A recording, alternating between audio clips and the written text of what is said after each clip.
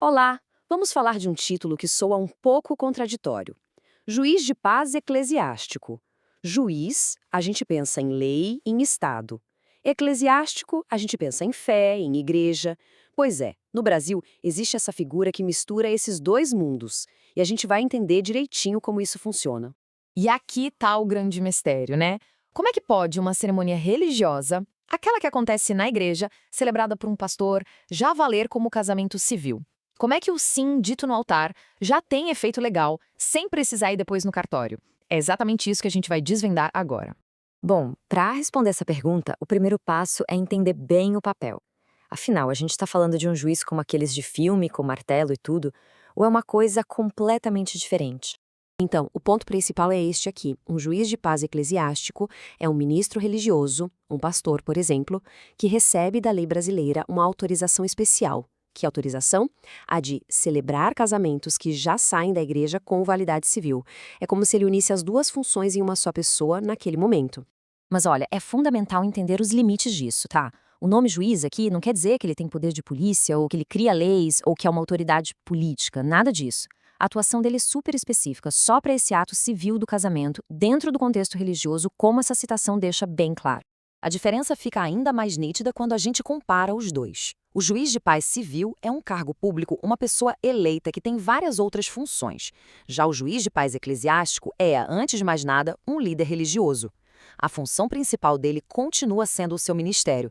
Essa permissão da lei é um extra específico para os casamentos. Isso pode até parecer um pouco estranho num Estado laico, né?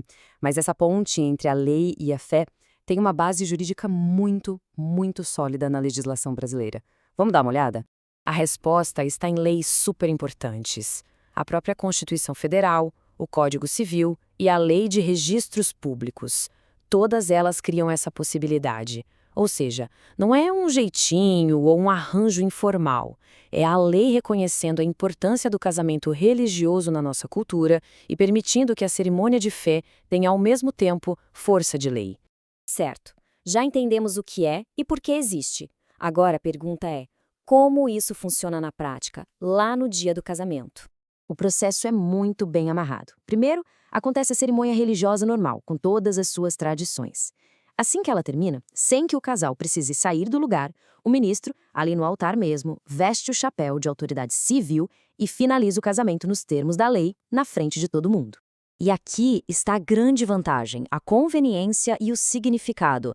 Aquele momento que para o casal já é o mais especial, se torna o único momento necessário. A bênção religiosa e o reconhecimento da lei acontecem de uma vez só. Isso leva a gente para uma outra pergunta importante. Qualquer líder religioso pode fazer isso?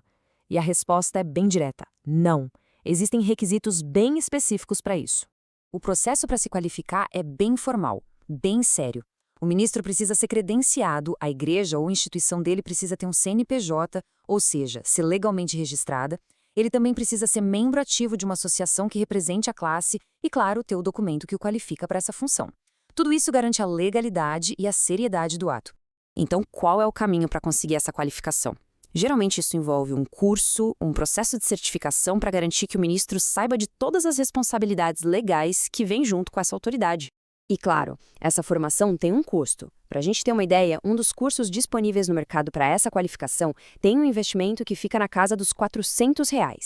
E não é uma formação superficial, não. O conteúdo vai desde a parte histórica da função no Brasil, passa por direito de família, guias práticos para a cerimônia e, o que é super importante, questões de ética profissional, como evitar o abuso de autoridade. É uma preparação bem completa. Ao final do curso, quem se forma recebe os documentos que oficializam essa nova capacidade, um diploma, uma credencial e um termo de nomeação.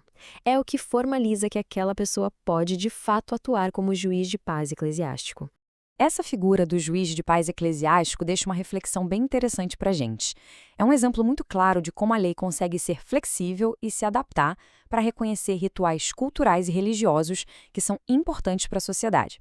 E aí fica a pergunta: em que outras áreas da vida a gente vê essa mistura fascinante entre tradição e legislação? É um lembrete de que a lei, às vezes, não está tão longe assim dos nossos rituais mais importantes.